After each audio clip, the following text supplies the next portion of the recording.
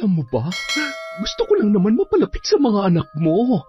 Pero kahit anong gawin ko, parang ako pa yung mali. Masaya ko kasi pinagtsatsagaan mo sila, honey.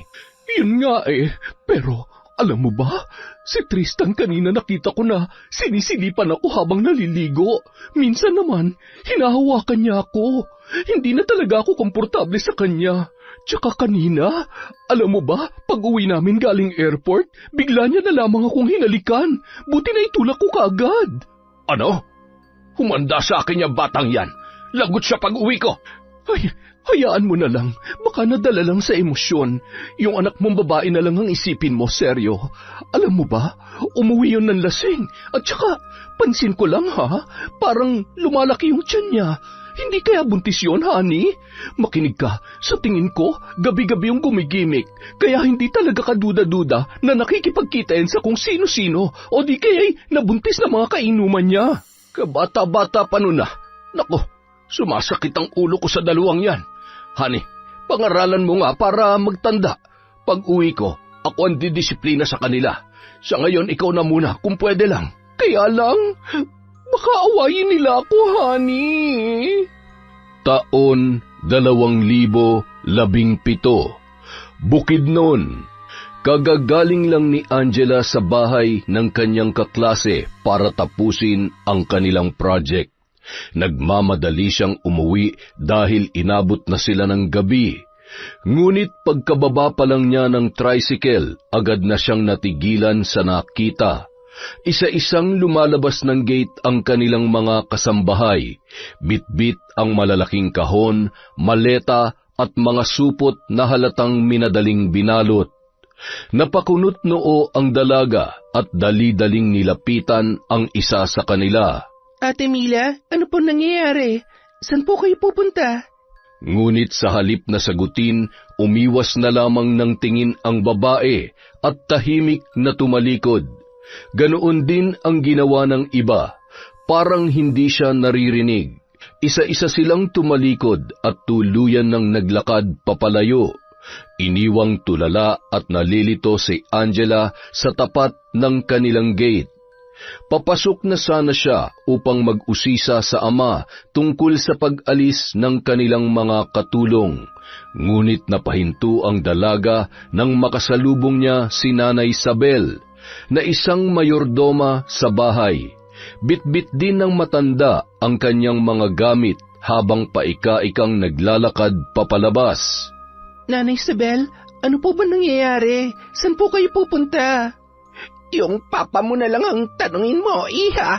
Basta, lagi mong tandaan na pag may problema ka, tawagan mo lamang ako agad, ha? Mahal na mahal kita. Bakit naman kayo ganyan? Saan po kayo pupunta? Huwag niyo po akong iwan. Sama na lang po ako sa inyo, Nanay Isabel. Ano ka ba? Sasama ka talaga sa akin? Ang hirap doon sa probinsya. Hindi mo kakayanin. At saka, yung pag-aaral mo, hindi mo pwedeng pabayaan yan.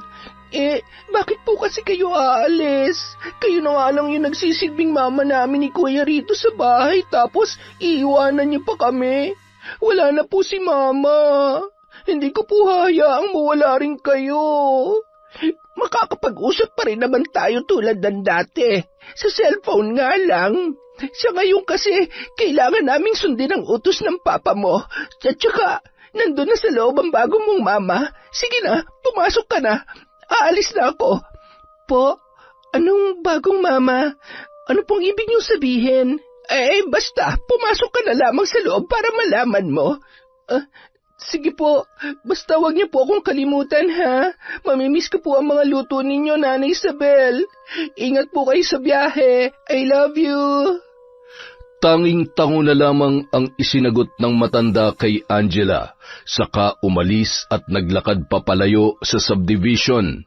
Sa pagkakataong yun naman ay nagmamadaling tumakbo papasok ng bahay ang dalaga. Hinanap niya kaagad ang kanyang ama, ngunit napahinto siya nang makita ang babaeng prenteng nakaupo sa sofa. Good evening po. Sino po sila? Bisita po ba kayo ni Papa? Anong bisita ang pinagsasasabi mo, iha? Hindi ako bisita, okay? Ako si Lani, bagong asawa ng papa mo. Po? Ano pong ibig niyong sabihin? Simula sa araw na ito, dito na ako titira. Kasi nga ako na ang bagong asawa ng papa mo. Ako na ang papalit sa pwesto ng mama mong namatay. Nakuha mo? Ay nako, ang pinakaayaw ko pa naman ay yung paulit-ulit. Ayaw ko nang sinasayang lang ang laway ko, kaya sana nagets mo na. Nasaan po si Papa? Nandoon sa taas sa kwarto namin, naglilinis. Sige po, salamat po. Maiiwan ko po muna kayo. Ay, wait. Bakit po? Dapat ang itawag mo na sa akin, Mami Lani, okay? Nakuha mo? Ngumiti na lamang ng pilit si Angela bilang tugon. Saka tinalikuran ang babae. Nagulat siya nung mga oras na yon dahil wala man lang binanggit ang kanyang papa tungkol sa pagkakaroon ng bagong asawa. Nang makita ng dalaga ang amang si Sergio ay agad niya itong kinumpronta. Pa? Bakit niyo nilalagay sa kahon niya mga gamit at pictures ni Mama? At saka, sino yung babaeng nasa sala? Totoo po ba yung mga sinabi niyang siya na ang bago niyong asawa? Oo, siya yung Mami Lani niyo. Dito na rin siya titira kasama natin.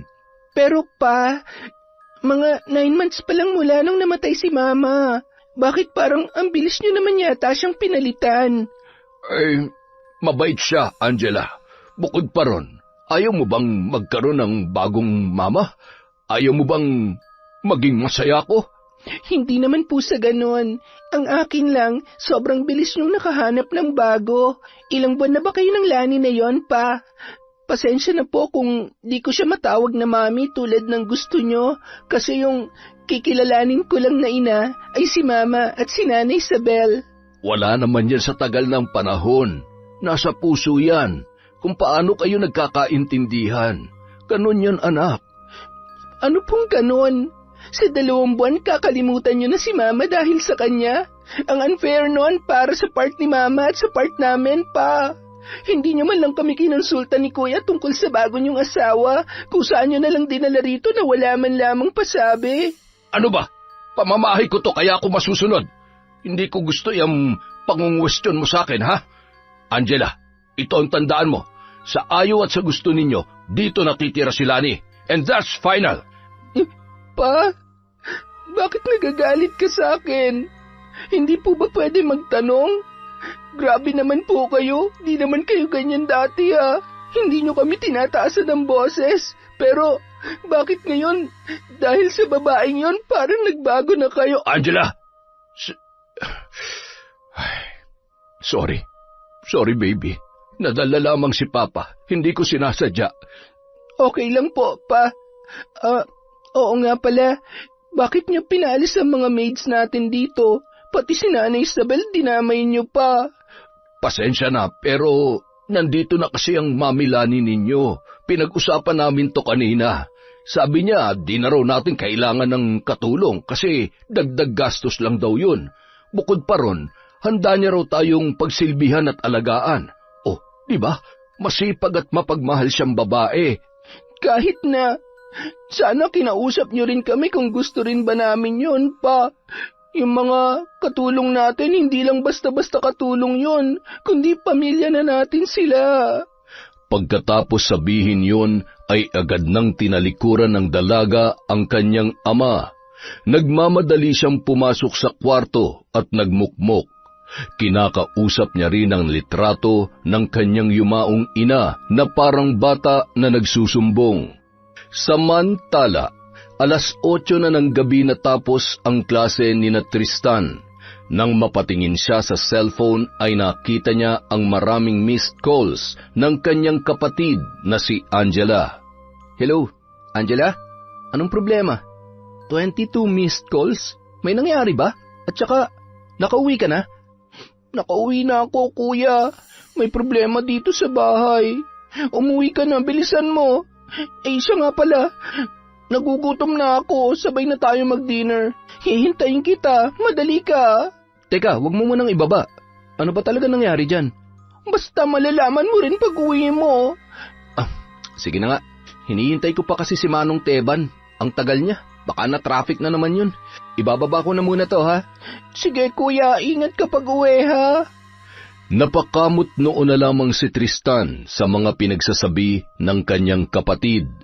Maya-maya dumating ang driver nilang si Teban, kaya ang lalaki na lamang ang kanyang tinanong kung ano ang nangyayari sa kanilang bahay. Sir Tristan, pasensya na kung natagalan ako. Sobrang traffic po kasi, lalo na't may sunog dun sa unahan. Okay lang, Manong Teban. Siya nga pala, may tanong ako. Ano pong nangyayari sa bahay? Si Angela kasi tumawag ang sabi may problema daw. Kaya eto, minamadali akong umuwi. Wala naman nangyayari, sir. Bukod sa pinaalis yung mga kasambahay, may dinala lang namang chicks ang papa mo sa bahay. Yun lang po. Ano? Anong chicks? Chicks, as in, babae, bebot. May edad na pero kung manamit, sobrang sexy. Ang puti at ang ganda, bossing. Ay nako, pwede ba wag mo akong biruin ngayon, Manong Teban? Hindi totoo nga. Kahit magpustahan pa tayo, sir, gusto mo? Hindi na, bilisan mo na lang ang pagdadrive para makarating tayo agad sa bahay.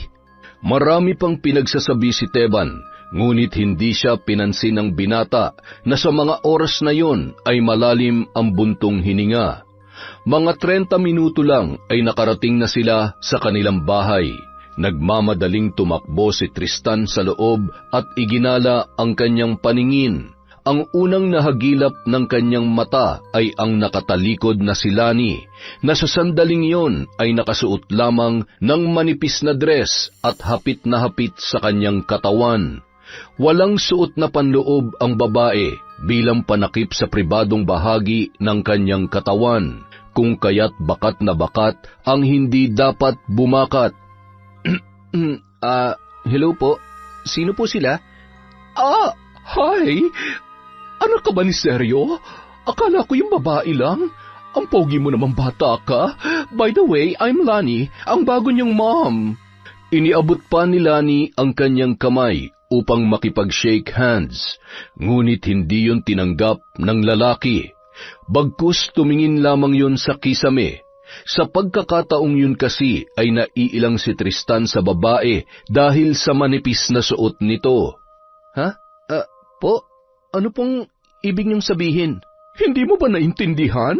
Ay nako, ayaw ko pa naman magsayang ng laway lalo na't gabi na, pero dahil gwapo ka, sige, i-explain ko para sa'yo. Makinig ka mabuti ha, ako at ang papa mo ay mag-asawa na. Mag-asawa? Teka lang po, nagkakamali po yata kayo. Tama ang narinig mo, iho. Kaya simula ngayon, ang tawag mo na sa akin ay Mami Lani, okay? Mawalang galang na po Maiwan ko muna kayo. Siya nga pala, si Papa po nasaan? Nandun sa kwarto, pagod. Sinakyan ko kasi Ay, hindi, joke lang yon.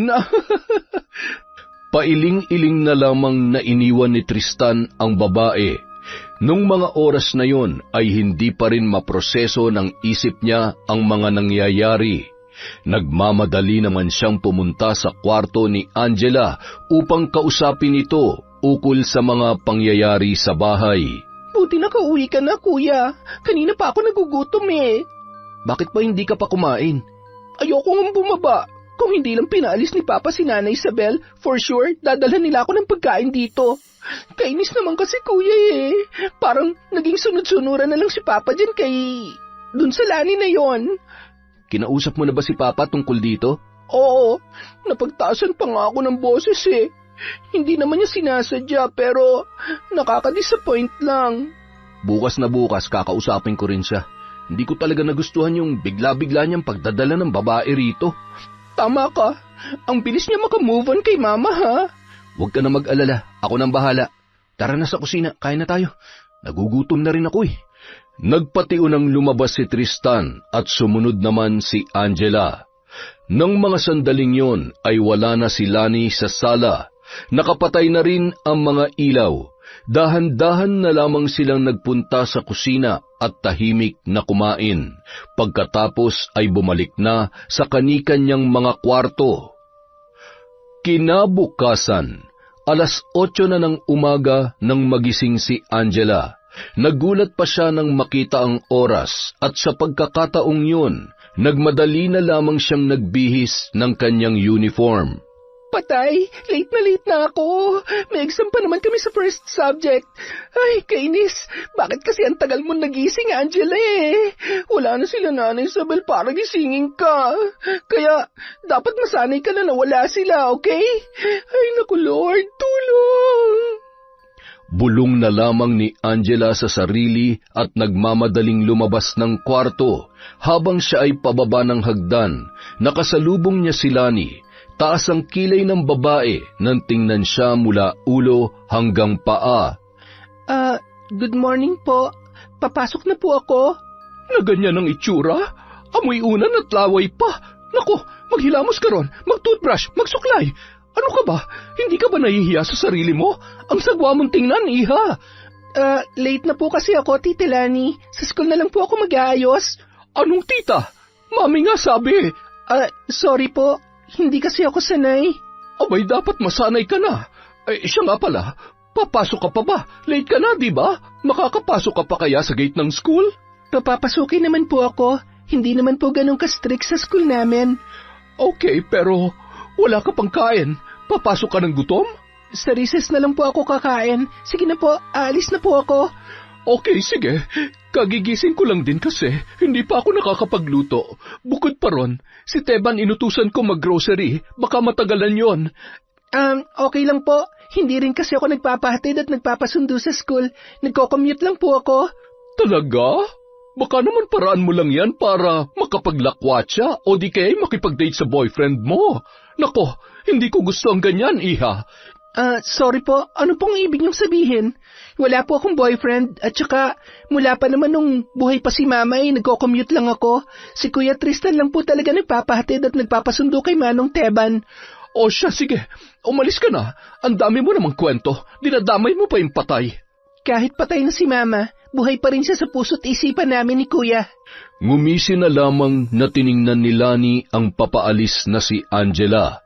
Nung mga oras na yun ay gusto niyang hilahin ang dalaga at pagsasampalin. Hindi niya nagustuhan ang pagbibida-bida nito sa yumaong ina. Samantala, pagkagising ni Tristan ay nagmamadali siya nagpunta sa kwarto ni Angela. Ngunit wala na ron ang kanyang kapatid. Kung kaya't nagtungo na lamang siya sa kusina dahil sa mga sandaling yon ay kumakalam na ang kanyang tiyan. Naabutan naman niyang abala sa pagluluto si Lani. Nakasuot lamang yon ng maikling shorts at manipis na damit. Nakita na halos ang hinaharap. Dahil sa pagkailang ay nagmamadaling tumalikod ang binata at naglakad papalayo. Pero huli na dahil nakita siya ng kanilang madrasta. Hinila pa siya nito at iginiya papaupo. Dito ka lang muna, Pogi. Wala kasi ako makausap eh. Tulog pa yung papa mo. Pinagod ko kasi kagabi. Ay siya nga pala, may pasok ka rin ba? Mamayang 2:00 pa po. Ganoon ba? Abay, may oras pa pala tayong magkwentuhan. Pasensya na po. Balik na po ako sa kwarto ko, may mga assignments pa kasi akong gagawin. Iiwan mo ko dito? Malapit na tumaluto, maghintay ka lang. Busog pa po ako eh. Sige ho, maiwan ko na po muna kayo. Ay, hindi. Ako masusunod. Dito ka lang. Hindi na lamang umimik ang binata. Salita lang ng salita si Lani pero hindi niya yon pinapansin. Sa halip ay kinalikot na lamang niya ang kanyang cellphone at naglaro ng offline games para maiwasan ang tensyon. Nung mga sandaling yun kasi ay halos idinidikit ng babae ang kanyang katawan sa binata sa tuwing siya ay kinakausap. Tumigil lamang yon nang bumaba na sa hagdanan si Sergio. Gising na ang papa mo, Tristan. Hi, honey. Good morning. Ang tagal na gising, ha? Pagod? Ikaw talaga. Napakapilya mo. Hindi, ha? Sige na, umupo ka na. Kakain na tayo. Ay, ano yung niluto mo? Amoy pa lamang ay ulam na. Adobong manok na puno ng pagmamahal. Wow, ang tamis nun, ah. Pa, pwede ba kitang makausap kahit sandali lang? Ano ba yon, Tristan? pwede bang sa labas tayo mag-usap, yung tayo lang dalawa? Sige lang. Honey, kakausapin ko lang muna tong anak ko, ha?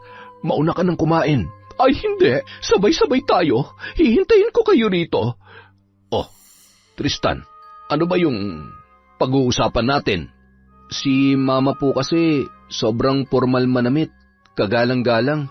Tapos, yung pong ipinalit nyo sa kanya, parang ibinabalandra pa sa buong mundo yung katawan niya. Aba, bastos kang bata ka. Hindi ka dapat nagsasalita ng ganyan sa Mami Lani mo. Teka pa, bakit po kayo nagagalit? Respetuhin mo siya, kagaya ng pagrespeto mo sa mama mo, Tristan. Hindi niyo ako pwedeng diktahan pa. Matanda na ako. Alam ko kung anong tama at mali. At kahit kailan, walang makakapalit sa pwesto ni Mama. Kaya, pasensya na kayo pa kung hindi ko matatanggap ang laning yan sa buhay natin. Mabuting tao si Lani. Oo, ganyan siya kung manamit, pero hindi ibig sabihin nun ay masama na siya. Kahit anong sabihin nyo, ayaw ko pa rin sa kanya pa. At saka, alam nyo bang na-late si Angela kanina? May exam pa naman sila. Kasalanan nyo to. Bakit ba kasi kailangan nyo pang palisin si Nanay Isabel? Sa katunayan nga po, mas deserving silang magstay dito sa bahay kesa dyan sa babae nyo eh. Dahil sa sinabing yon ni Tristan, ay agad siyang nasampal ni Sergio. Hindi nagustuhan ng ama ang mga pinagsasabi niya, kaya siya nito pinagbuhatan ng kamay. Grabe, napaka-importante naman yata ng babaeng yan pa. Sinampal niyo ako dahil sa kanya. Tsaka pinagtasan niyo ng boses si Angela. Akala niyo hindi ko alam? Ikwento na sa akin ni Bunso ang lahat ng mga napag-usapan niyo kahapon. Bakit matutol na tutol kayo na magkaroon ako ng bagong karelasyon? Ha? Anak ko lamang kayo, tandaan niyo yan. Ano ba nangyayari sa inyo, pa? Hindi naman kayo ganyan dati Hindi niyo kami sinasaktan. Pero nung pumasok sa eksena yung babae niyo, nagbago na kayo. Nagmamahalan kami ni Lani. Matanggap niyo man o hindi, wala na akong pakialam. Ewan ko sa inyo, pa. 2 months pa lang kayo, in love ka na. Ang weird naman yata. Makalis na nga lang. Oy, teka, saglit. Saan ka pupunta? Magpapahangin lang po. Nagmamadaling lumabas ang binata at naglakad papalayo. Nung mga oras na yon, bumalik na si Sergio sa kusina kung saan naghihintay si Lani. Nang makita siya ay agad na nag-usisa ang babae kung nasaan ang kanyang anak na lalaki. Ngunit sinabi na lamang nito na pumunta sa kanyang kaklase. Tayo lang palang kakain, pero hayaan mo na. Sige na, umupo ka na. Ay, teka, inumin mo muna to. Teka, ano ba talaga ito? At araw-araw mo akong pinapainom. Ano lang yan, inumin mo para maging mas matibay ang mga buto mo. Ganun ba? Ano bang ingredients nito? Para lang naman tong tubig na naging brown, pero ang pangit nga lamang ng lasa at ang baho. Pero mabisa naman. Salamat, honey. Na-appreciate ko lahat ng mga ginagawa mo. Walang anuman, honey. Basta para yan sa ikalalakas ng iyong katawan. I love you. Mahal na mahal din kita. Siya nga pala. Pupunta ako sa Davao para asikasuhin ang negosyo roon. Mawawala ako ng mga 2 linggo. Hindi ba ako pwedeng sumama? Dito ka na lang. Ikaw na munang bahala sa mga bata habang wala ako. Huwag ka mag-alala. Bibigyan kita ng pera para pang salon at pampaderma mo. Sa iyo ko na rin ibibigay ang allowance ni na Tristan at Angela. Ikaw na lang ang bahalang mag-budget. Ayos lang ba yon? Oo naman. Sige, ayos na ayos yan. Kailan ka ba alis? Mamayang tanghali. Magpapahatid ako kay Teban sa airport. Sama ko sa paghatid sa iyo, honey, ha? Okay lang ba? Sige lang. Bakit naman hindi? Pag uwi ng mga bata, sabihin mo na lamang sa kanila, ha? Okay. Sige. Ako nang bahala, honey. Nang magtanghali nga'y hinatid na ni Teban at ni Lani si Sergio sa airport. Nakasuot lamang ang babae ng mga oras na yon ng maikling shorts na halos kita na ang hindi dapat makita. Halos lumawa na rin ang hinaharap nito. Nang makalabas ng sasakyan ay hindi magkamayaw na tumingin sa kanya ang mga kalalakihan na dumaraan. Ikaw na ang bahala sa mga anak ko, honey, ha? Oo nga, makakaasa ka, honey. Basta, inumin mo yung gamot na nilagay ko sa tumbler mo, ha? Isang lagok kada gising. Tanging-tango lamang ang isinagot ng lalaki sa kanya, saka humalik bago umalis. Ilang minuto lang ay umuwi na sina Teban at Lani. Habang nasa biyahe ay palaging tumitingin ang lalaki sa salamin sa harap. Kita kasi roon ang refleksyon ng babae na parang siya ay inaakit. Ay nako, tigilan mo na nga yung pasulyap-sulyap mo sa akin, Teban. Ano, type mo ba ako? Ha? Po, madam? Ano pong ibig niyong sabihin? Alam kong kanina mo pa ako pinagpapantasyahan. Sige na, pagbibigyan kita. Pagdating natin sa bahay, wala naman tao doon, di ba? Ay, pasensya na po kayo, madam. Hindi naman po sa ganon. Ayaw mo ba sa akin? Wala pang tumatanggi sa akin, Teban. Pero, huwag kang mag-alala. Isisikreto lang natin yun. Ay, asawa po kayo ng amo ko, madam. Hindi ko magagawa sa inyo yung mga sinasabi ninyo. Katawan ko naman to, di ba? Walang makakaalam. Sige na, bilisan mo ng pagmamaneho kasi pagdating natin sa bahay, ikaw naman ang idadrive ko. Hindi na umimik pa si Teban. Sa halip ay pinaharurot na lamang niya ang takbo ng sasakyan. Pagdating sa bahay ay parang tuta na sumusunod sa amo ang lalaki. Sa pagkakataong yun, hindi niya na makontrol ang sarili at nagawa niya ngang matikman si Lani. Samantala, mga alauna na nang makauwi ng bahay si Tristan. Nagmamadali siyang pumunta sa kwarto upang magbihis. Pagkatapos ay hinanap si Teban. Hindi niya yun makita. Naghintay siya ng ilang minuto sa sala at tinawagan ang lalaki. Ngunit nagulat na lamang ang binata nang lumabas si Teban sa kwarto ng kanyang ama at ni Lani. Walang suot na pang itaas ang driver kaya inusisa siya ng binata. Manong Teban, kanina ko pa po kayo hinahanap. Tsaka, ano pong ginawa niyo sa kwarto ni na Papa? Ay, wala lang, sir. May ipinagawa lang po si Madam. Tara na ho, baka po maliit pa tayo. Hindi na lamang umimik ang binata. Sa halip ay tumango na lamang yon. Marami siyang tanong nung mga oras na yon, ngunit pinili niya na lamang manahimik. Ayaw ng binata na makapagsalita ng masama, lalo na kay Mang Teban. Kaya lamang hindi mawala sa isip niya na lumabas yun sa kwarto ng kanyang ama na walang damit at ang kanyang shorts ay baliktad pa. Kasunod niyang lumabas si Lani na inaayos naman ang suot na damit. Nang makita siya ng babae, ay para siya nitong inaakit. Hindi na lamang yon pinansin ni Tristan at umalis.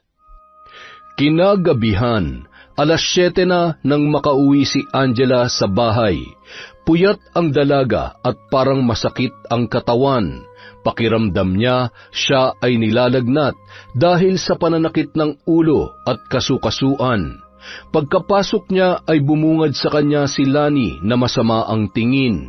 Hindi niya mapigilang masuka dahil sa hindi maipaliwanag na nararamdaman. Kaya naman nagmamadali siyang pumunta sa banyo at doon ay inilabas ang lahat ng kanyang mga kinain. Nang siya ay lumabas, naroon pa rin ang kanyang madrasta na tila nag-aabang. Pumapalakpak pa ito habang pinagtatawanan ang dalaga. Bakit po? Ano pong meron? Buntis ka, no? Ang landi mo naman. Sabi ko na kaya hindi ka nagpapahatid at nagpapasundo kasi nakikipaglampungan ka sa boyfriend mo. Kaya pala, hindi nakaduda-duda yon dahil lagi kang late umuwi, kahit hanggang 4:00 lang ang klase ninyo. Ano pong sinasabi niyo dyan? Gabi po akong umuwi kasi may project kami na dapat tapusin. Yun po yun. Maniwala kayo. At saka, masama lang yung pakiramdam ko ngayon. Wala kasi akong kain kanina tapos uminom ako ng maraming malamig na juice sa school. Kaya, sana wag niyong pag-isipan ng masama yon. Grabe, ang haba ng kwento. Bilib ako sa'yo. Ang galing mo magsinungaling. Nasaan po si Papa? Nasa Davao. Bakit? Sabi niya ako munang bahala rito. Kaya Kung may problema, ire-report ko agad sa kanya. Lalo na to, kailangan makarating sa kanya na nagloloko ka at di ka nag-aaral na mabuti. Mawaling galang na po pero hindi po yan totoo. Huwag niyo naman akong siraan kay Papa. Ang dami mo namang sinasabi. Hindi ako nakikipaglaro sa mga katulad mong sinungaling. At saka, sayang lang ang laway ko dyan. Sige po, maiwan ko na po muna kayo. Masama ang pakiramdam na tinalikuran ng dalaga ang kanyang madrasta na nung mga oras na yon ay parang binilang ang paghakbang niya. Tutok na tutok si Lani sa kanya pero tahimik na lamang siyang pumasok sa kwarto at doon ay nagtalukbong. Hindi na rin nakapagpalit pa ng pambahay dahil sa panlalamig na kanyang nararamdaman. Si Tristan naman nakitulog sa apartment ng kanyang kaibigan. Wala siyang ganang umuwi at hindi niya rin nagugustuhan ang mga ikinikilos ni Lani sa tuwing siya ay nakikita nito. Nang gabing yun, ibinalita ni Lani kay Sergio ang mga gawa-gawang storya para siraan ang mga anak ng lalaki. Alam mo ba, gusto ko lang naman mapalapit sa mga anak mo, pero kahit anong gawin ko, parang ako pa yung mali. Masaya ko kasi pinagtsatsagaan mo sila, honey. Yun nga pero alam mo ba, si Tristan kanina nakita ko na sinisilipan ako habang naliligo. Minsan naman, hinahawakan niya ako. Hindi na talaga ako komportable sa kanya. Tsaka kanina, alam mo ba, pag uwi namin galing airport, bigla niya na lamang akong hinalikan. Buti na itulak ko kaagad. Ano? Humanda sa akin yung batang yan. Lagot siya pag uwi ko. Ay, hayaan mo na lang. Baka nadala lang sa emosyon. Yung anak mong babae na lang ang isipin mo, Sergio. Alam mo ba, umuwi yun ng lasing. At saka, pansin ko lang parang lumalaki yung tiyan niya. Hindi kaya buntis yun, honey? Makinig ka, sa tingin ko, gabi-gabi yung gumigimik. Kaya hindi talaga kaduda-duda na nakikipagkita yan sa kung sino-sino o di kaya'y nabuntis na mga kainuman niya. Kabata-bata pa nun Nako, sumasakit ang ulo ko sa dalawang yan. Honey, pangaralan mo nga para magtanda. Pag uwi ko, ako ang didisiplina sa kanila. Sa ngayon, ikaw na muna kung pwede lang. Kaya lang, baka awayin nila ako, honey. Matapos ang usapan ng dalawa ay nag-ahit si Lani. Agad niyang tinipon ang mga buhok na yon, saka inihalo sa tubig. Binasa niya rin ang gamit na saplot sa pribadong bahagi ng katawan at piniga sa baso. Inihalo niya rin sa tubig na nasa maliit na galon. Nagsulat ang babae sa papel ng buong pangalan ni Sergio. 7 ulit yon at pagkatapos ay inilagay niya rin sa loob ng galon. Sa kalagitnaan ng kabilugan ng buwan ay nag-uusal siya ng Latin na orasyon para sa panggagayuma. Ginagamit niya yon sa mga lalaki at lalong-lalo na sa kanyang asawa. Si Sergio kasi ay kilala bilang mayamang negosyante sa kanilang lugar. Maraming babae ang nagkakandarapa at naghahabol sa kanya. Pero ang focus lang talaga nito ay ang kanyang mga anak. Pero si Lani, siya ang pinakadesperada na gumayuma rito upang mahuthutan ng pera at mapasakan niya ang ari-arian ng lalaki. Handa niya ring sirain ang 2 nitong anak para masolo lamang ang asawa at wala nang maging sagabal sa kanyang plano. Akong bahala rito hanggat wala ka. Naku, masayang laro ito. Ilang minuto lamang, may biglang kumatok sa pintuan. Pagbukas ni Lani ay naroon si Teban na kumikindat pa sa kanya. Nagmamadaling pumasok ang lalaki sabay sunggab sa babae. Kinabukasan, 9:00 na ng umaga nang magising si Angela. Hindi na lamang siya pumasok sa klase dahil sa masama ang pakiramdam. Paglabas niya ng pinto ay nakabungad sa kanya ang kanyang madrasta na may hawak pang gunting. Ang tagal mong gumising Ganito ba talaga kayong mayayaman? Yung mga gawaing bahay inaasa sa iba? Hindi ba kayo makatayo sa sarili niyong mga paa? Medyo masama lang po ang pakiramdam ko, Tita Lani. St. Thomas siya ng buntis. Ay siya nga pala, utos ng papa niyo na pangaralan ko kayo, kaya halika rito. Po, ano pong gagawin niyo? Bitiwan niyo po ako. Aray, yung buhok ko. Ang sakit. Bitiwan niyo po ako. Parang awa niyo na. Ang mga katulad mong malandi, dapat kinakalbo para hindi na makapaglakwatsa. Aray, parang awa niyo na po. Huwag niyo pong putulin ang buhok ko. Inaalagaan ko po ito kagaya ng mga alaala ni Mama. Tita Lani, please po.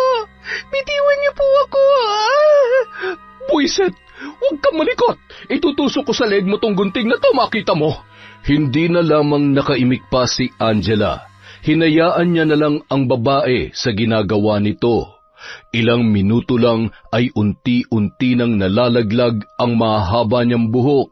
Sa pagkakataong yon ay kita na ang anit ng dalaga hanggang sa tuluyan na yung nakalbo. Tawa naman ng tawa si Lani sa itsura ni Angela na wala nang magawa kundi ang humikbi. Sa di naman inaasahang pagkakataon ay dumating si Tristan at nakita ang nangyayari. Hoy! Anong ginagawa mo sa kapatid ko? Walang hiya ka, sampid ka lang dito tapos ganyan ka kumakasta. Itong tandaan mo, hindi ka namin mama. Ang ingay nyo! Hoy Tristan, ito rin ang tandaan mo. Hinding-hindi ko makakalimutan yung ginawa mo sa akin. Ha?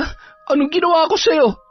Akala mo ba di ko alam na sinisilipan at binibidyohan mo ako sa tuwing naliligo ako? Hinablot mo rin ako kahapon sa kwarto mo at muntik mo pa akong gahasain. Hayop ka! Sasabihin ko rin sa papa mo na sinasaktan mo ako. Walang hiya. Ano yung mga pinagsasasabi mo? Nakarugby ka ba? Nag-hallucinate ka na yata eh. At saka, anong sinisilipan? Binidyohan? Ginahasa? Sinaktan? Kahit CCTV hindi maniniwala sa'yo eh. Magpasalamat ka, walang ganun dito. Kung ano-ano na lang ang mga pinagsasasabi mo.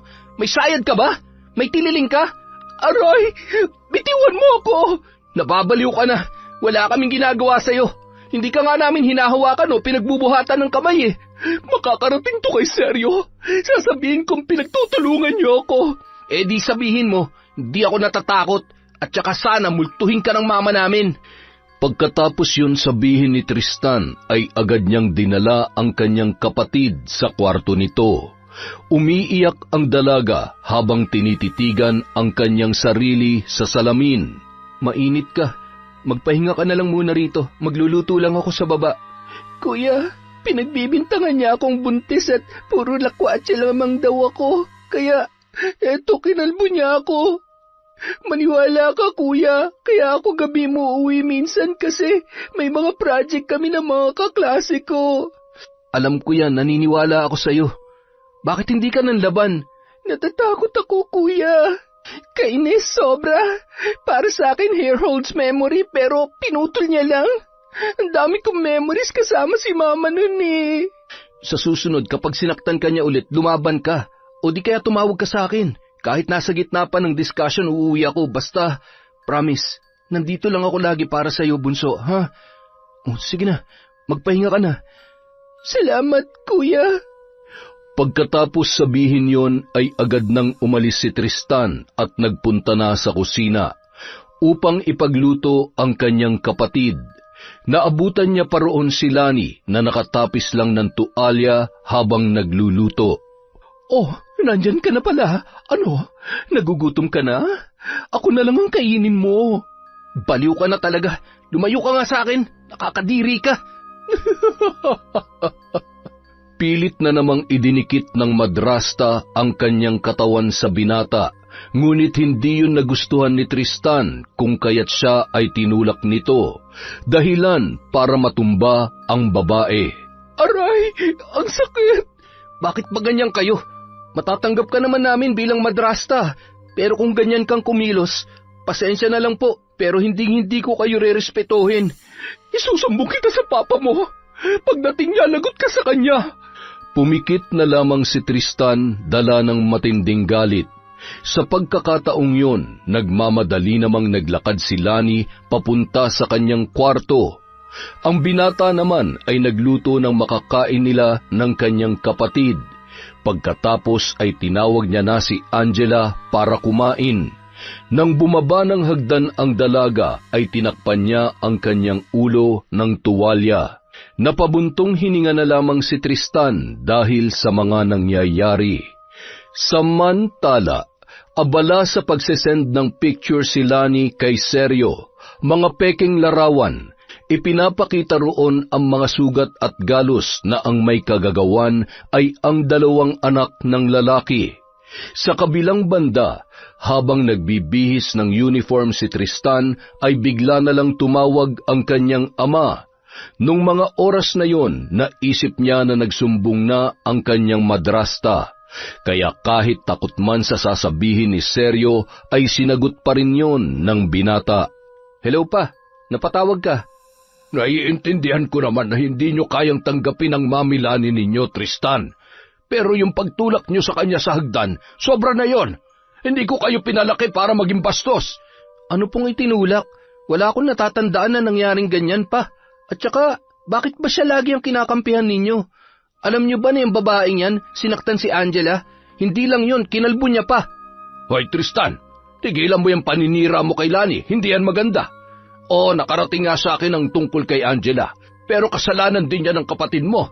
Muntik ba naman niyang saksakin ang mami niyo eh?" "Papa, hindi namin siya mami, mama o kung ano pa. Hindi namin siya kadugo. Bukod pa ron, ano yun? Muntik saksakin ni Angela si Lani mo?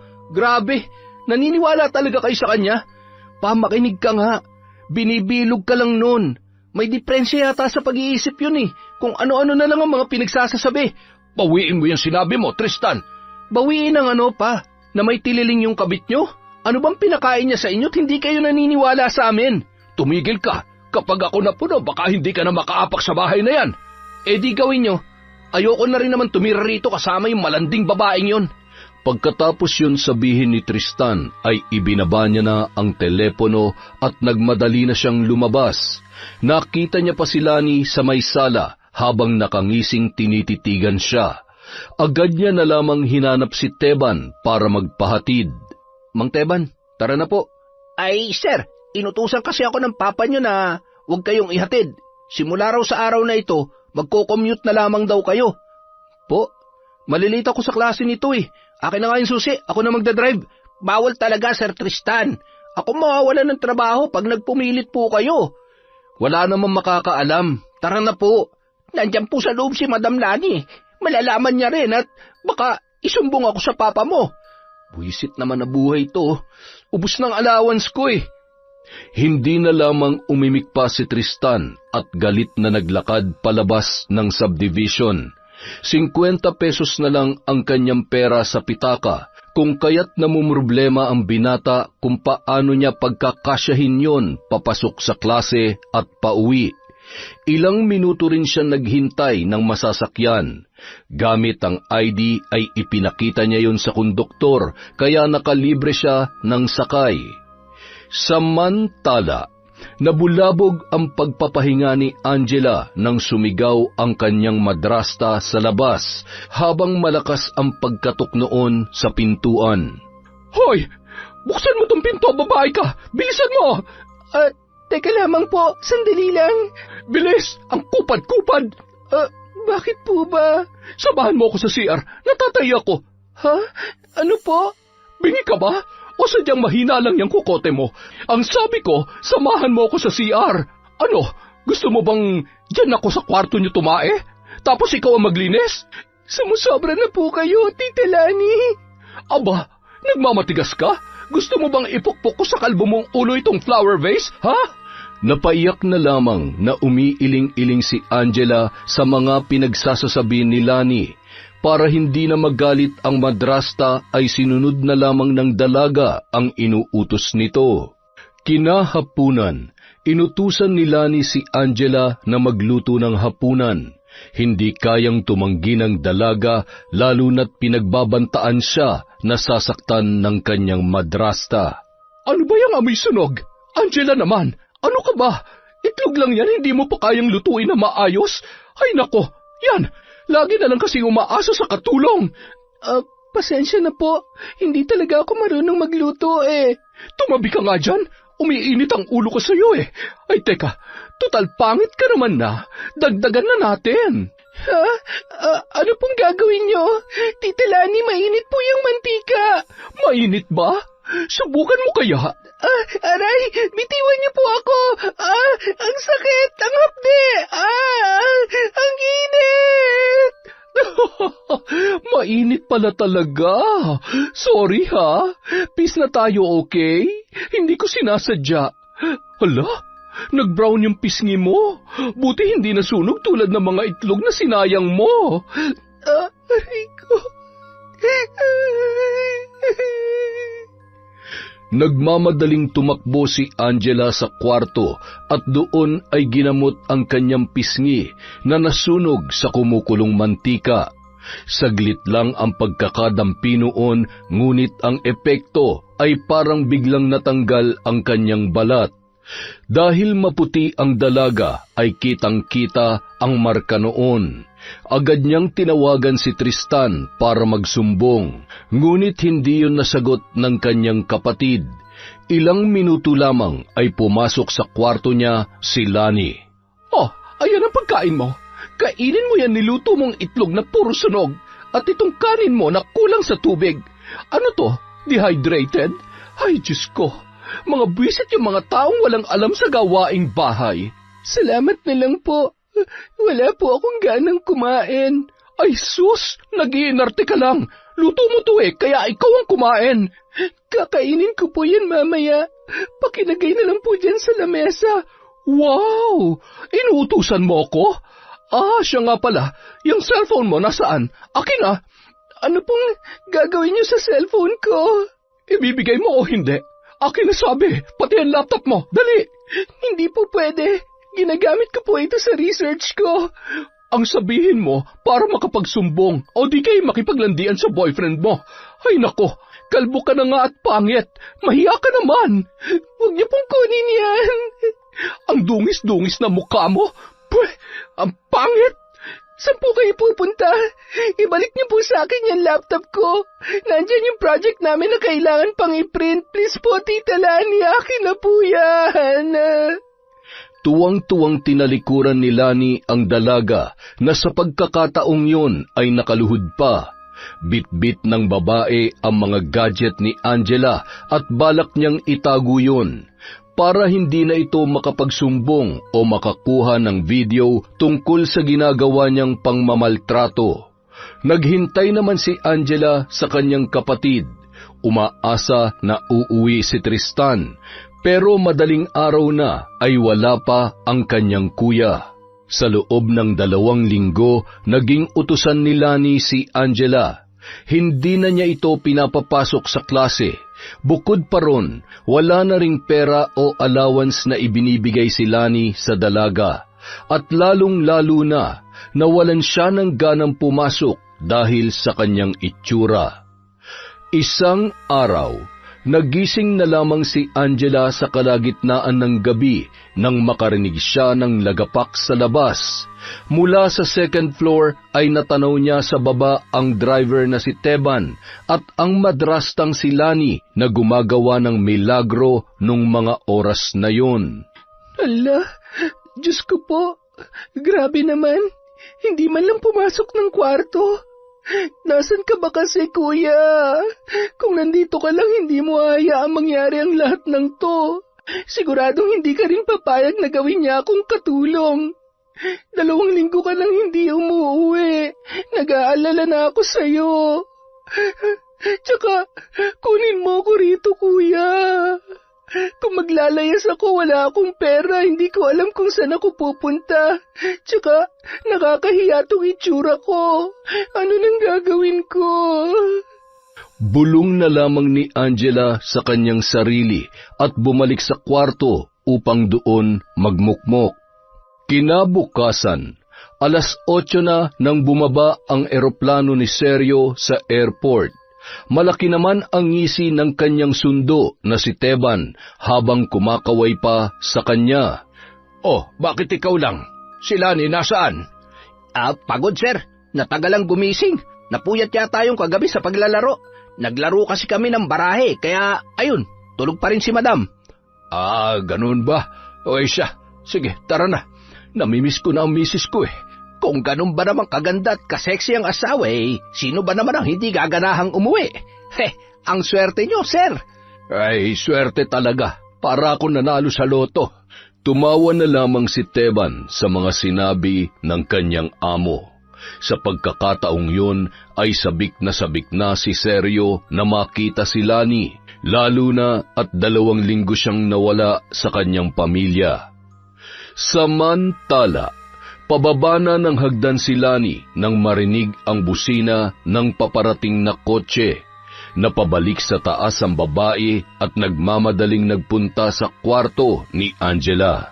Angela, buksan mo ang pinto, bilis! Sandali lang po.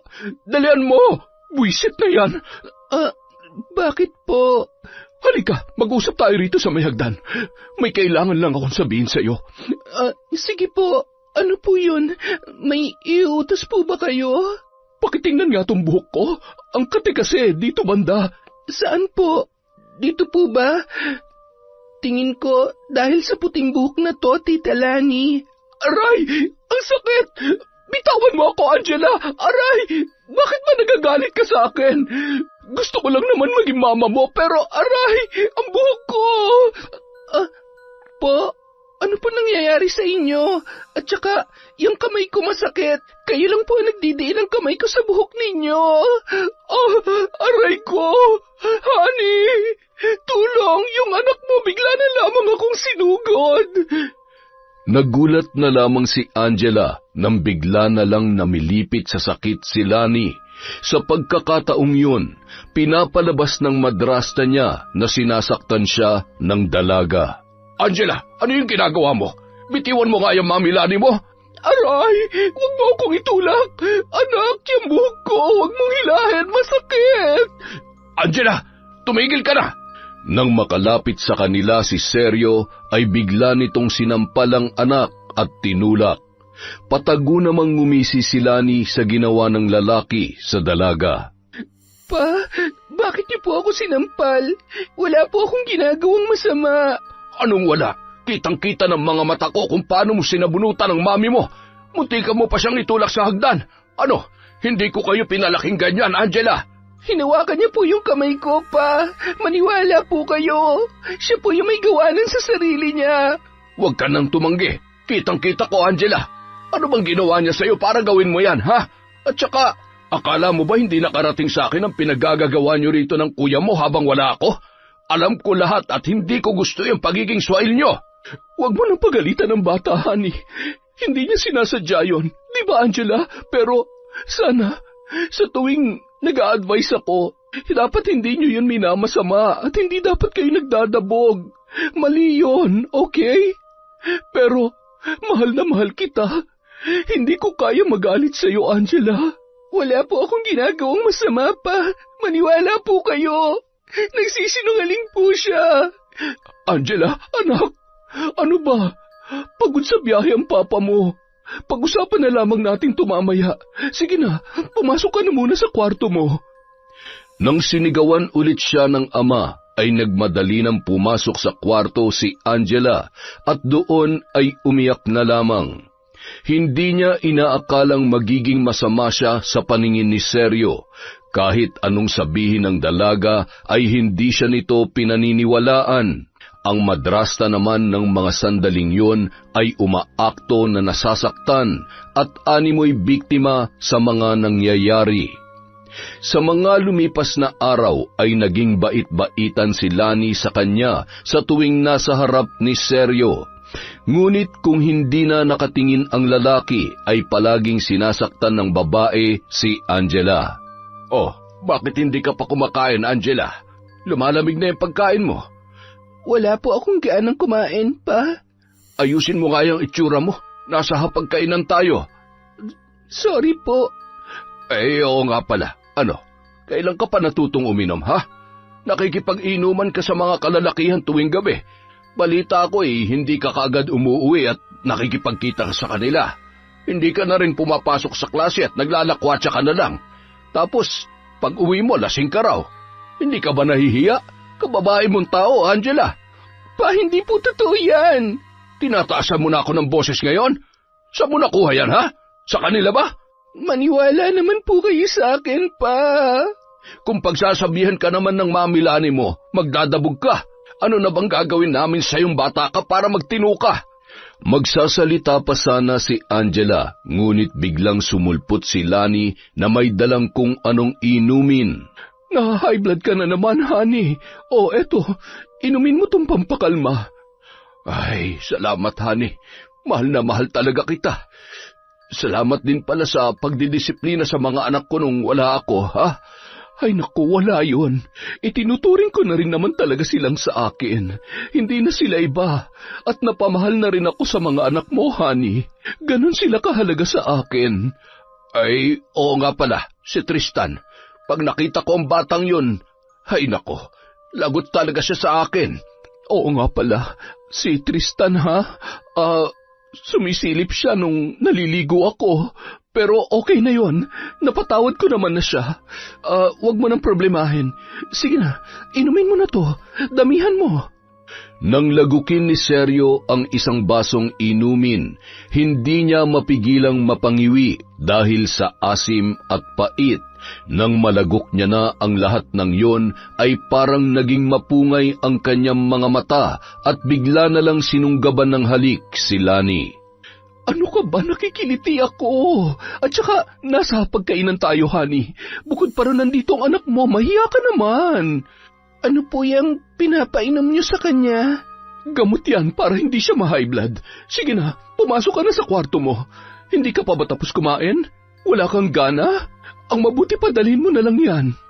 Tanging-tango na lamang ang naitugon ni Angela sa kanyang madrasta. Saka nagmamadaling pumasok ng kwarto, bit-bit ang pinggan ng pagkain. Hindi makalimutan ng dalaga kung paano nagbago ang reaksyon ng ama nang makainom yun ng gamot na ipinainom ni Lani. Ano kaya yun? Parang tubig sa kanal eh. Parang ang dumi-dumi. Pero bakit biglang nagkaganon si Papa? Napaka-weird naman. Bulong ni Angela sa sarili. Lumabas siya saglit ng kwarto at tumingin sa baba kung naroon pa ang kanyang ama. Ngunit nakita na lamang ng dalaga na naghahalikan ang dalawa habang paakyat ng hagdan. Nagmamadaling bumalik ang dalaga sa kanyang silid at tahimik na bumuntong hininga. Kinagabihan, umalis si Sergio kasama ang driver na si Teban, kung kaya't si Angela na lamang at ang madrasta niya ang nasa bahay. Inabangan ng dalaga ang babae na lumabas ng kwarto nang sa gayon ay makuha niya ang kanyang cellphone. Ganoon nga ang nangyari dahil ilang minuto lang ay nagpunta sa likod ng bahay si Lani, bit-bit ang malaking galon. Buti lumabas na rin siya. Sana hindi ako mahuli. Sige na, magpakita ka ng cellphone. Ha? Teka, anong meron dito? Picture ni Papa na napapalibutan ng kandila. Sandali. Nasaan ba kasi yung cellphone ko? Mag-focus ka nga, Angela. Ay nako, kinakabahan ako. Mangkukulang ba yung babaeng yon? Napatalon na lamang sa tuwa si Angela nang makita ang kanyang cellphone. Nagmamadali siyang lumabas at bumalik sa kanyang kwarto. Hindi niya sinara ang pinto dahil gusto niyang makita ang kanyang madrasta. At yun nga ang nangyari. Ilang minuto lang ay bumalik na si Lani sa kanyang silid at ipinagpatuloy ang ginagawa. Dahan-dahan namang naglakad ang dalaga roon at sumilip sa maliit na siwang ng pinto. Salamat sa gayumakot, mas nababaliw ka pa sa akin, Sergio. Wala na siyang ibang pinaniniwalaan kundi ako lamang. At maraming bagay ang hindi na niya napapansin. Dahil baliw na siya sa akin. Banggit ni Lani na narinig ni Angela. Nung mga sandaling yon, malinaw niyang nakikita kung paano inihalo ng madrasta ang mga sangkap ng gayuma, ang pinigang suot sa pribadong bahagi ng katawan, ang mga inahit nitong buhok at ang pagsasagawa ng ritual. Dahil sa nakita ay agad na tumakbo palabas ng bahay ang dalaga. Bitbit sa kaliwang kamay ang kanyang cellphone. Napahinto siya saglit at kinuha ang sinampay na bestida ng madrasta. Ginamit niya yon na pantakip sa kanyang ulo. Tumakbo siya ng tumakbo upang makalayo sa subdivision. Hingal na hingal naman siya na nakaabot sa highway at sa sandaling yon ay napakamot siya sa kanyang ulo. Ay nako, ang bobo mo talaga, Angela. Sana nangupit ka man lang para meron kang pamasahe. Pero, saan ka naman pupunta? Ito na ba kasing sinasabi ko eh? Hindi ko na alam kung anong gagawin ko ngayon. Tiningnan niya ang kanyang cellphone at kinalikot yon. 10% na lang pala to. Tapos ang malas pa kasi wala ng load. Pero, dahil Girl Scout ka, sige, umutang ka na lang ng load, Angela.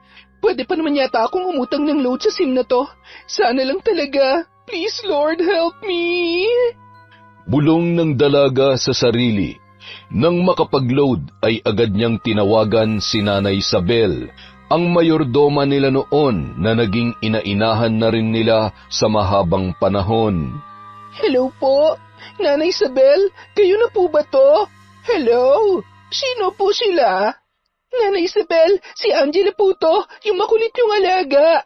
Oh, himala at napatawag ka. Namimiss na kita, anak. Ano, kumusta? May kwento ka ba sa akin? Tulungan niyo po ako, Nanay Isabel. Parang awa niyo na po. Abay, ano nangyari sa'yo? Nasaan ka ngayon? Bakit ang ingay-ingay dyan? 10% na lang po ang battery ko. Hindi na po ito magtatagal. Madedeadpat na. Kaya makinig po kayo mabuti. Marami po akong kwento sa inyo pero pwedeng sa personal ko na lang po sabihin sa inyo. Pupuntahan ko po kayo. Hoy, Angela, ano bang sinasabi mo? Malayo tong probinsya namin at saka gabi na. Delikado. 2 linggo na po akong hindi pumapasok, Nanay Isabel. Kung makikita niyo lang po ako ngayon, hindi niyo aakalaing ako pa yung anak-anakan ninyo. Kaya, please po, tulungan niyo ako makalayo sa lugar namin. Nasa highway po ako ngayon, wala akong perang pamasahe at hindi ko alam kung saan ako pupunta. Pwede bang dyan muna ako sa inyo? Sige na po, natatakot po ako. Hay, nag-aalala na rin ako tuloy sa yung bata ka. Sige, iti-text ko sa iyo ang address at saka ako na magbabayad ng pamasahe mo. Natuwa naman ang dalaga dahil hindi siya kinakalimutan ng matanda. May malasakit pa rin yun sa kanya. Ilang minuto lang ang lumipas ay dumaan na ang bus papunta sa probinsya ni Nanay Isabel. Nagmamadaling sumakay si Angela at umupo sa may likurang bahagi. Halos maiyak-iyak siya nang makita na nakalayo na siya sa lugar. Habang nakatingin sa harap ay bigla na lamang may nakitang rebulto ng tao ang dalaga, para yung si Lani na masamang nakatingin sa kanya. Paulit-ulit naman siyang kumukurap at malalim na bumuntong hininga. Takot akong lumabas sa gabi pero mas natatakot ako sa'yo. Bulong na lamang ni Angela sa sarili. Makalipas ang ilang oras ay nakarating na siya kina Nanay Isabel. Nakita niyang nakaabang ang matanda sa kanya. Pagkababa niya ay inabot din nito ang pamasahe sa konduktor. Abay, muntik na kitang hindi makilala. Diyos ko, kambata ka, oo. Ano nangyari sa'yo? Tumatayo po ang balahibo ko, Nay. Pwede po bang doon na lang natin pag-usapan sa loob ng bahay niyo? Tahimik na naglakad ang dalawa, papunta sa maliit na kubo ng matanda. Pagkarating ay agad na nang hingi ng makakain ang dalaga dahil sa mga sandaling yon ay kumakalam na ang kanyang sikmura. Ano ba talaga ang nangyari? Malalagot ako kay Sir Sergio nito pag nalaman niyang nandito ka. Huwag niyo na pong ipaalam sa kanya, please, na Isabel. Ay, sige, ikaw ang bahala. Pero, bakit ganyan ang itsura mo? Kinalbo po ako ni Tita Lani, yung bagong asawa ni Papa. Pinagbibintangan niya akong nabuntis dahil sa paglalakwatsa at umuuwing lasing daw gabi-gabi.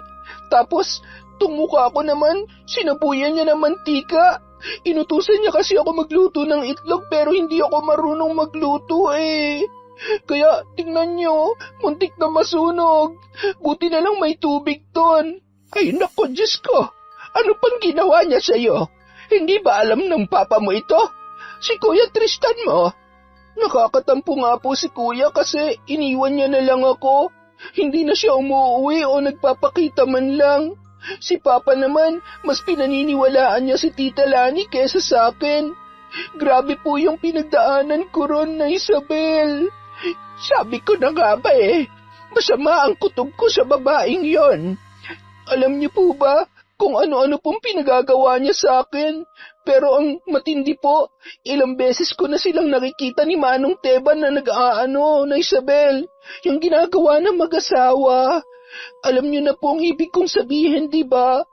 2 linggo kasing nawala si Papa, kaya ayun, malayang-malaya si Tita Lani na gawin kung anong gusto niya. Sigurado ka ba? Ay, grabe. Pero hindi naman kaduda-duda yon kasi kita naman yon kung paano siya manamit at kung paano niya dalhin ang kanyang sarili. Pero meron pa po kayong dapat malaman, Nanay Isabel. Ano yon?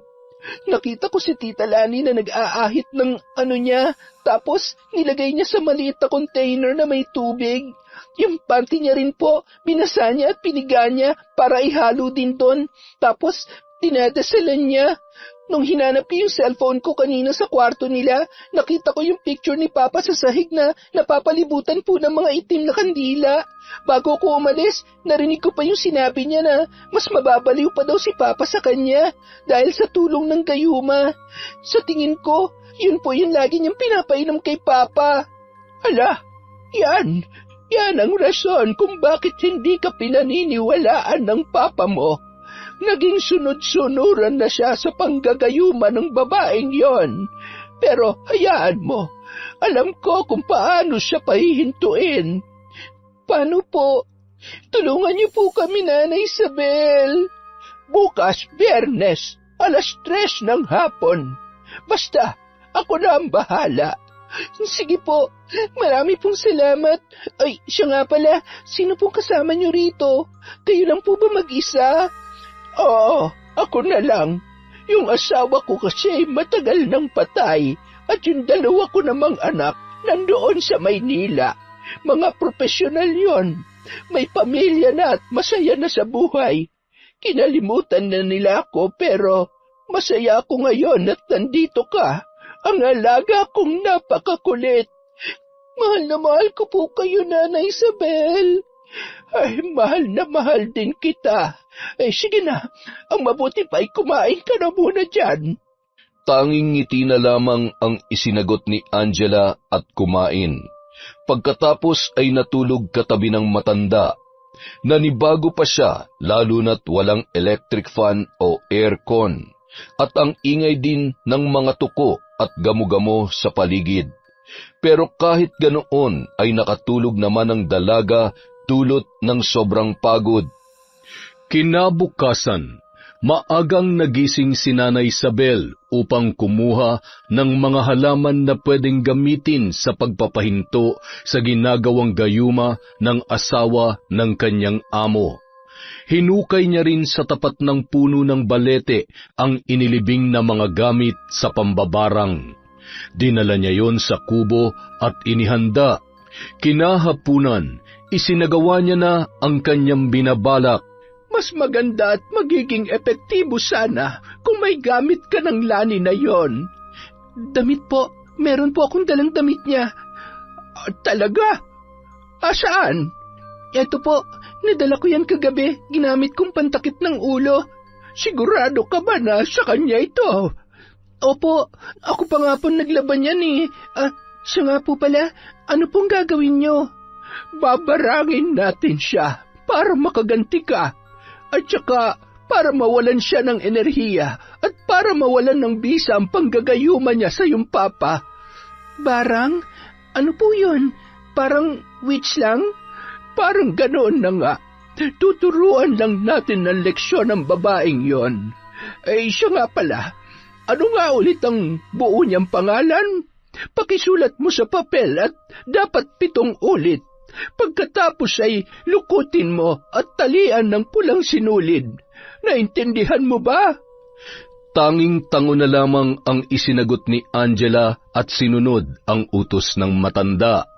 Nang sumapit ang eksaktong 3:00 ng hapon, ay agad na kumuha ng mainit na tubig si Nanay Isabel at inilagay yon sa maliit na palanggana na nilagyan niya rin ng dahon ng puno ng balete. Inilapag nila yon sa harap ng altar, pagkatapos ay nagsindi ng 24 kandilang itim at inilibot yon doon. Nag-orasyon naman ang matanda ng mga Latin na salita. Ilang minuto lang ay inilagay niya ang bestida ni Lani sa palanggana at binuhusan din ng pinulbos na mga tuyong dahon ng gumamela. Akin na ang papel na sinulatan mo, Angela. Kinakabahan na iniabot yon ng dalaga at kunot noong pinagmasdan ang matanda. Nung mga oras na yon, binulungan yon ng dasal ni Nanay Isabel bago inihagis sa loob ng planggana. Nang mabasa na ang papel, bigla na lang naging ipis ang mga pulbos ng gumamela, ang dahon naman ng balete ay naging uod, at ang sinulid na pula na pinantali ay naging linta. Nung mga oras na yon, ay bigla na lamang naging pula ang tubig na parang dugo. Nay, Diyos ko, ano po yan? Yung bestida ni Tita Lani, napalibutan na ng mga insekto. Shh! Tumahimik ka lamang, Angela. Pasensya na po. Hindi na lamang umimik pa ang dalaga at tahimik na pinagmamasdan ang matanda sa ginagawa nitong ritual.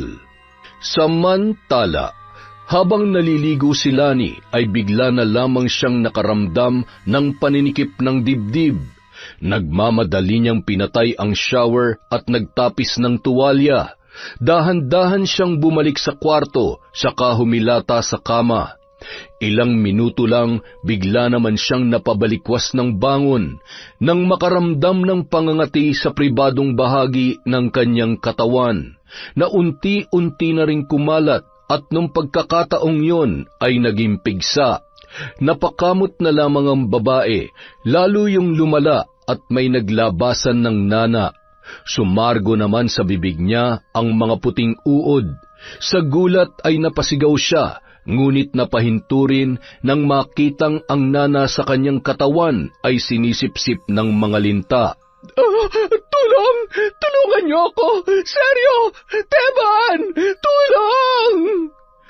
Nagmamadaling pinagpagnilani ang kanyang katawan at pilit na tinatanggal ang mga lintang nakadikit.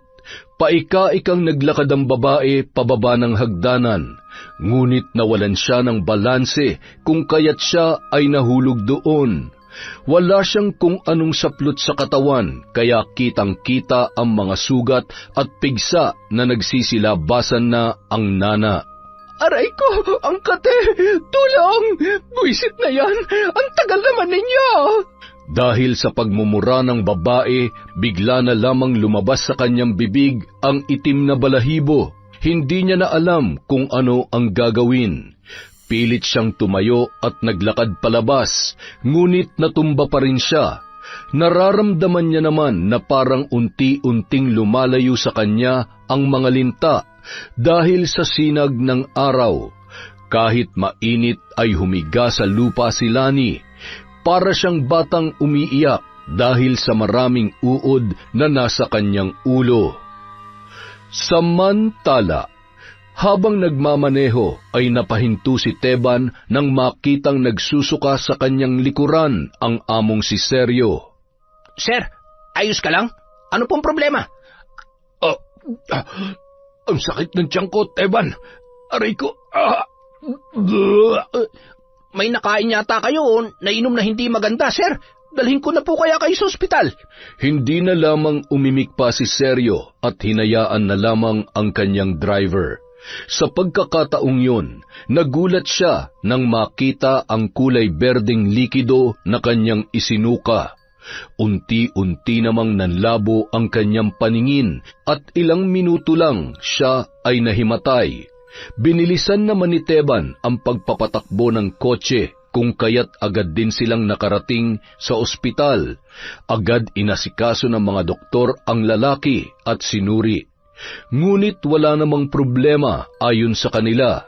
Pinainom lang nila si Sergio ng maraming tubig at pinagpahinga.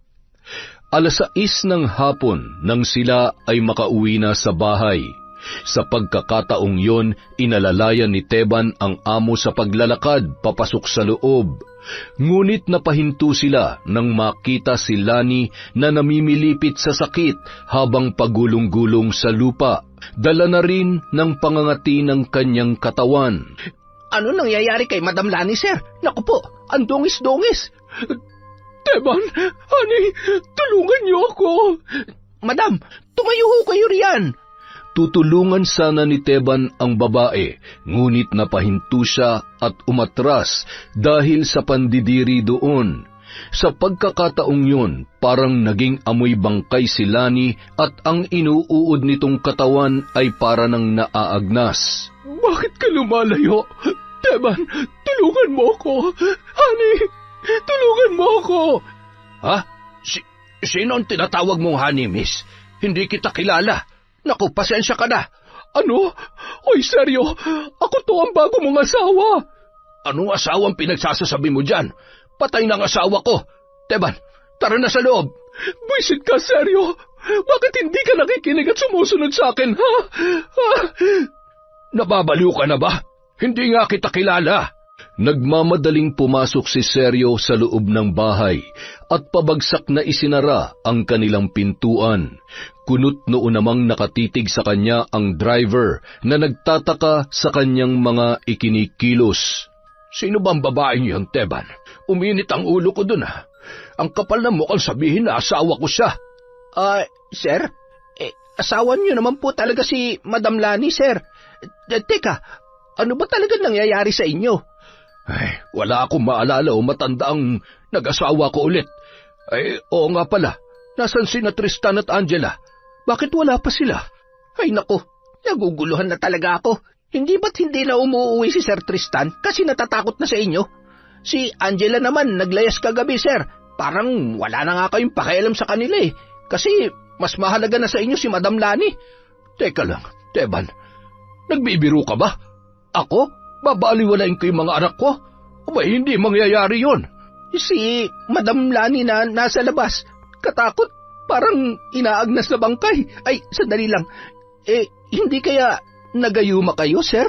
Ganyan kasi ang mga nagagayuma eh. Yung nawawala sa sarili, tapos hindi alam kung ano mga nangyayari.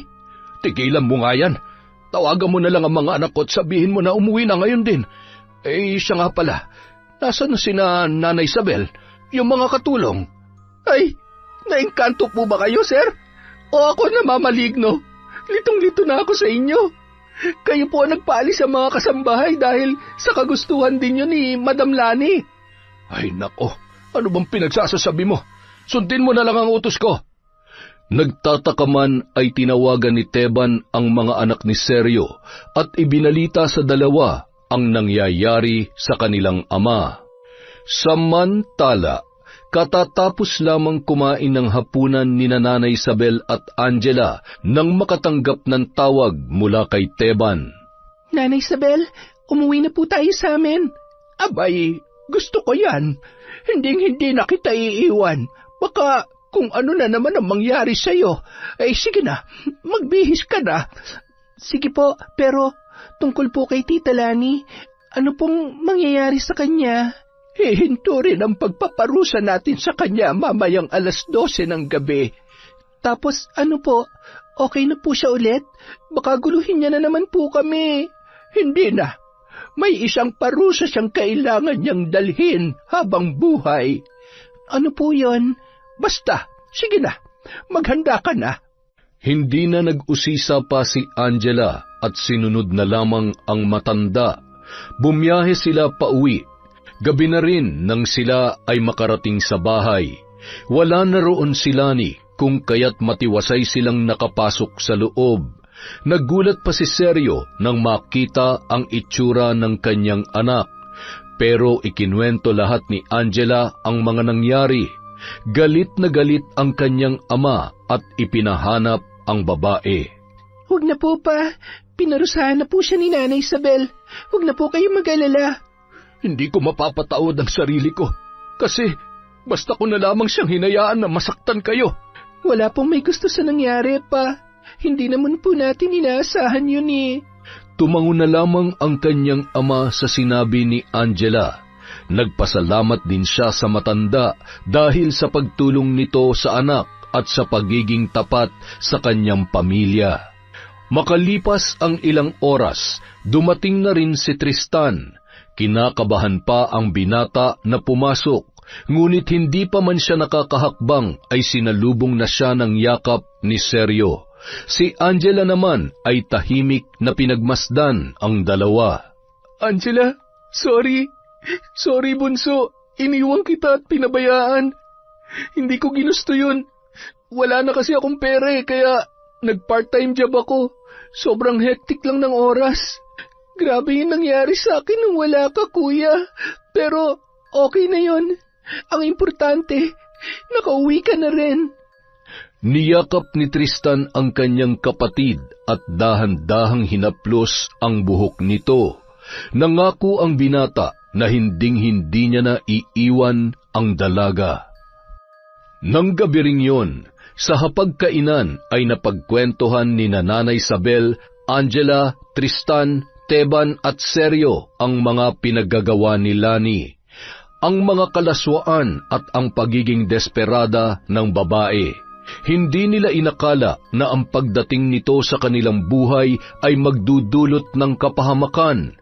Kaya mula ng araw na yon, hindi na nila hahayaan na may iba pang taong makakasira o makakagulo sa kanilang pamilya.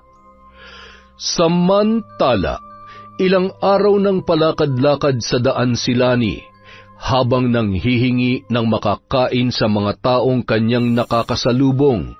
Iniiwasan siya ng mga ito dahil sa kanyang mabahong amoy at sa kulo-kulubot niyang katawan. Hindi na rin siya makapagsalita dahil siya ay naging pipina. Yon ang parusang ibinigay sa kanya ni Aling Sabel para hindi na makapagsagawa ng ritual ng panggagayuma. Marami na siyang nabiktimang mga kalalakihan, ngunit ang hindi niya inaasahan ay ang karma na babalik sa kanya. Yon! Napakalupit naman po ni Lani. Maraming salamat po ulit sa walang sawa niyong pagsuporta sa mga kwento ni Ka Enteng. Dahil dyan, balik shoutout po tayo. Simulan po natin kay Miss Cho. Hi kay Redstone. Hello po kay Conchita, kay Cresilda Sotil, kay Lilian del Rosario. Shoutout po kay Miriam Roldan, kay Sally Roldan, kay Asodicen Cerila, kay Evelyn Reyes, kay Junel Fuentes. Hi po kay Edgardo Fontanilla, sa Galedo family from Rai. Hello po kay Ednalyn Tupas, kay Febe Ranada. Hi kay Hana Maylin Sesgundo, kay Dong Radisson Edmond John Paul. Hello po sa anak ni Glissy from Kuwait na sina Era at Erica Oronya. Hi din po kay Emmanuel Christian Zorilla, kay Ramil Fariolin, kay Emma Dumato. Hi kay Michelle Marciano. Shout out po kay Hani Austria, kay Jeffrey Villanueva at Nicole Perez from Morong Rizal. Hi kay Cinderella Faith Tams, kay Robert Crimen, kay Sean Samuel Sebastian from Chonchamcheb. Hi po kay Leona Taytay, kay Cataleja Soto, kay Chrisjel Mamado, kay May Megs. Hi kay Josie Inopia from Sydney, Australia. Shout out po kay Vicky Abut, kay Susana Llobrera, kay Lynette Reparado. Hello din po kay Josie Aniban, kay Mami from Doha, Qatar, kay Analia Vallega, kay Aida Sikander, kay Yang Yang Pasardan.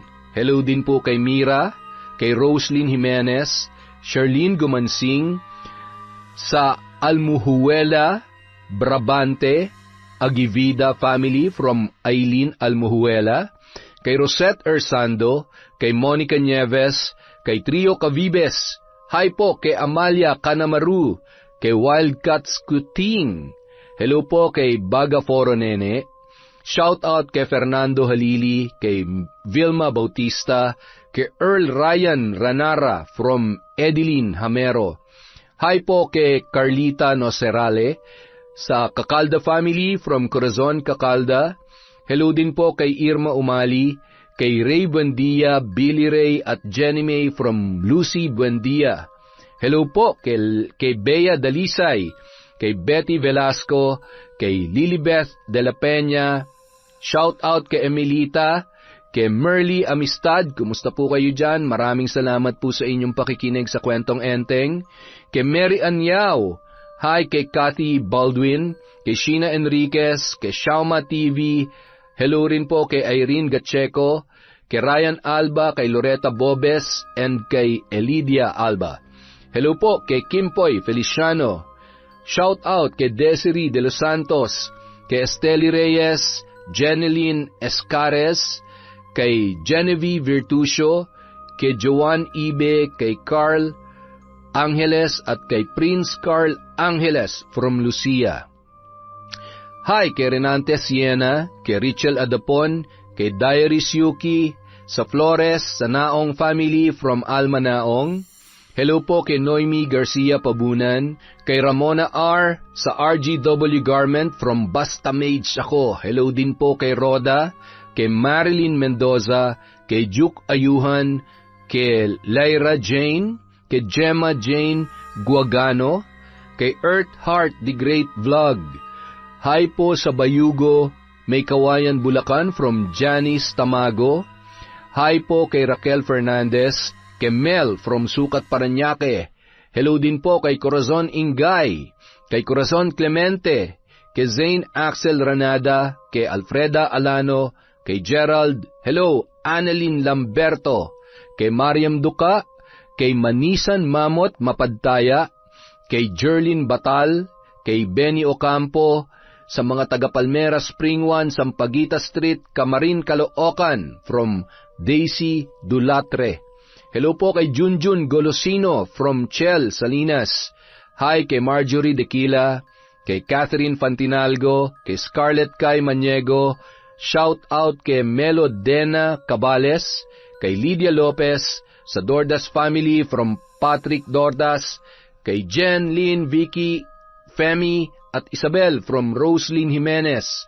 Hi din po kay Salvacion Roldan, kay Rebecca De Castro, kay Finky Rusi 14, Elizabeth Pamintuan, Cherry Mukbanger ASMR, kay Urbek, kay Jennifer Sacris, kay Maylene Banicio Kanja. Shout out sa mga kaibigan ni Kurt Mina na Temple Street, sina CJ. Hi kay Merly Fatalia, kay Chris Alcantara, kay Usibing, kay Del, kay Gay Somojo, kay Lisa Takada, sa Alajid family from Aljen Alajid. Hi kay Miss Maura 620, kay Hazel Alcontin, Elizabeth Maramot, Angelina Ignacio, Concepcion Kabototan, kay Mila Basanta, kay Mary Grace Grefalja, sa Grefalja at Imperial family, kay Marites ng Magallanes from Columbari and Chapel Services. Maraming salamat po sa walang sawang pagsuporta sa Kwentong Enteng.